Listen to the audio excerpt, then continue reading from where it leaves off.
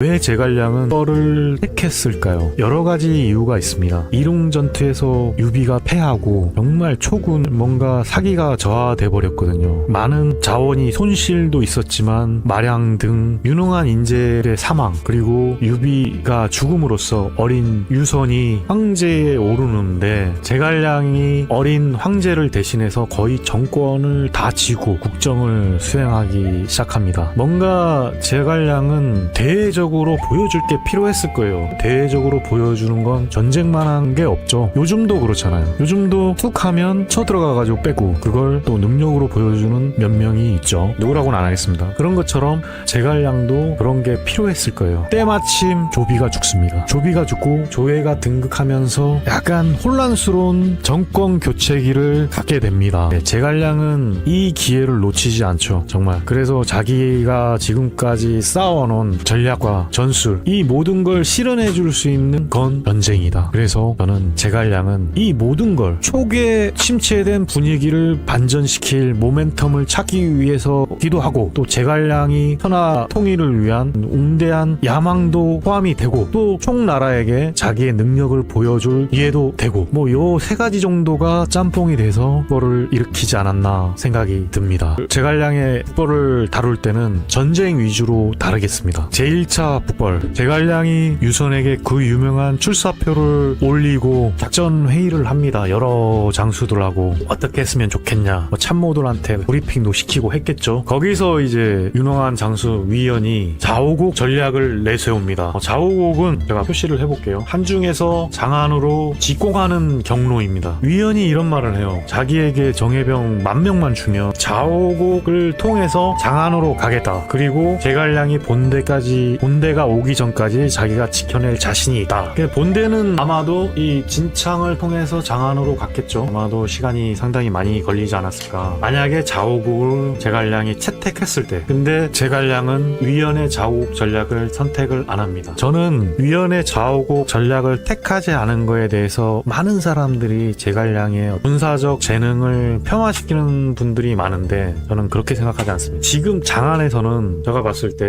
이 진창이나 좌우곡은 방비가 됐을 거예요. 항상 요 두 곳은 이 총나라가 들어올 거라 해서 어느 정도 방비가 돼 있을 겁니다. 홍나라가 쳐들어올 거라는 자체에도 위나라가 항상 좀 방심하고 있던 찰나이긴 해요. 제갈량이 직접 전쟁을 일으켜 본 적은 없으니까. 그래서 좀 방심하고 있는 건 있었지만, 좌우곡 같은 경우는 소수의 병력만 매복을 시켜도 엄청난 정가를 낼 수 있는 곳이거든요. 이 좌우곡을 통해서 갔다 칩시다. 그럼 장안성은 그렇게 10,000명 갖고 그냥 허술하게 뚫리는 성일까요? 저는 의문이에요. 이게 성이 엄청 큰 성이거든요. 한때는 또 한나라 시대에 또 수도로 있었던 장안을 그렇게 10,000명 갖고 단숨에 성을 함락시킬 수 있다? 위나라는 바보인가요? 위연이 조금 위연을 폄하하는 건 아닙니다. 근데 위연을 좋아하긴 하는데, 위연의 어떤 이 공적심이 조금 오버한 게 아닌가. 승상 저가 할 수 있습니다. 저한테 10,000명만 주십시오. 그러면 때려잡겠습니다.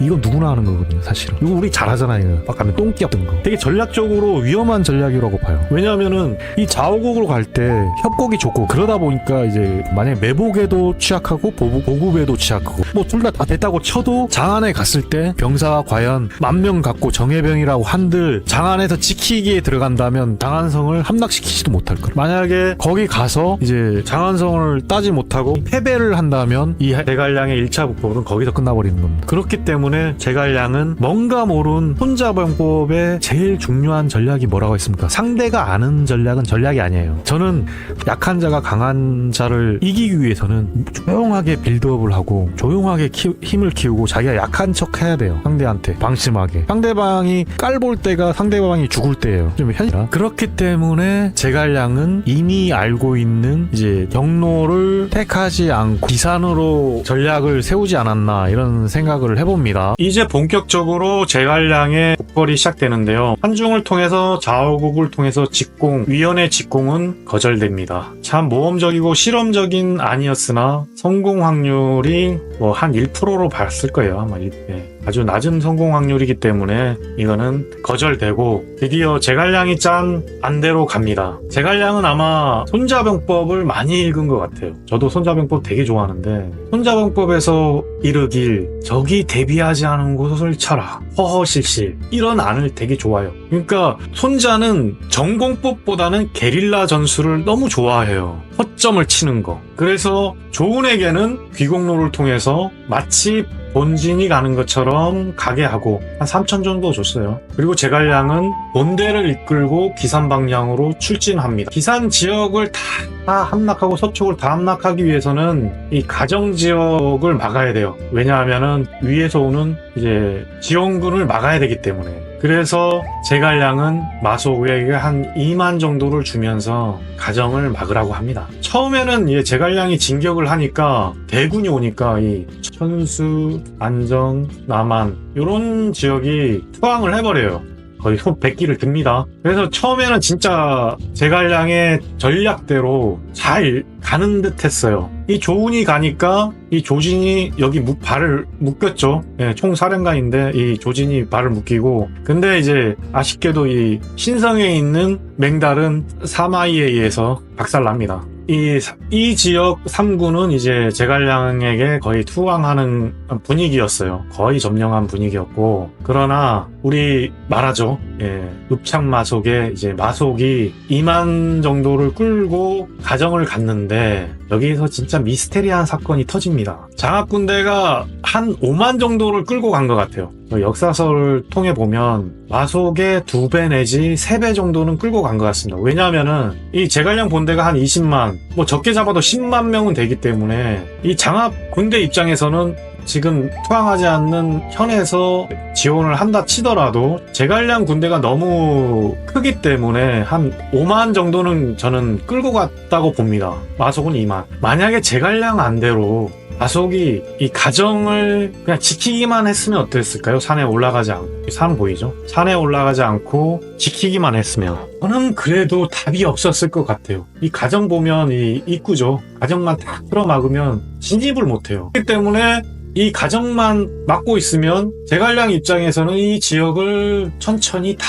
점령을 했었을 겁니다. 마속이 아마 한 달에서 2달 정도는 끌어줘야 됐을 거예요. 아마 이 지역을 다 함락하기 위해서 하루아침에 끝나지는 않았을 거라고 봅니다. 그러기에는 이 장합 군대가 너무 많지 않았을까, 저는 그렇게 생각하거든요. 2만, 5만. 근데 평지에서 만약에 대치를 했다, 장합은 백전노장, 진짜 전략 전술에 능하고, 우리 삼국지 뭐 게임 하시는 분들 보면 장합 캐릭터가 또 무력이 강하잖아요.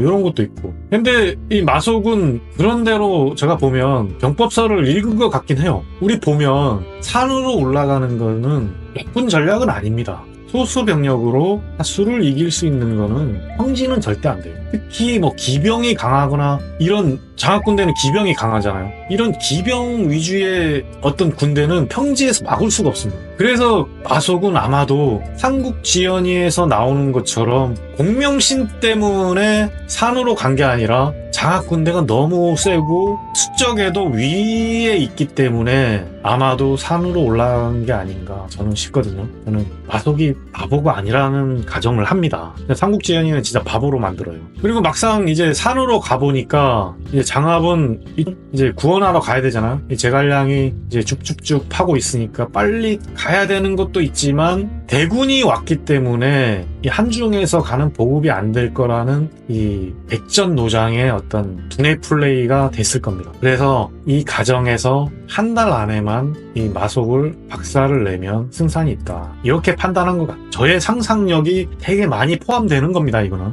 그 점 알아주십시오. 저의 다른 해석이 포함된다는 거. 그래서 마속은 이 산으로 갔는데 장합은 둘러싸버린 거죠. 이렇게 둘러싸면 뭐가 안 될까요? 뭐 식수, 그 다음에 뭐 가장 중요한 건 식량이 있죠. 2만 명이 산속에 올라가다 보면 식량 자원이 아마 보급이 다른 데서 안 될 겁니다. 한 일주일이면 동이 날 거예요. 산으로 올라가기 가장 어려운 게 쌀 아닌가요? 뭐 이런 거 식량 자원들. 물은 아마도 저 생각에는 뭉달샘이나 이 산에서 물이 공급되지 않았을까.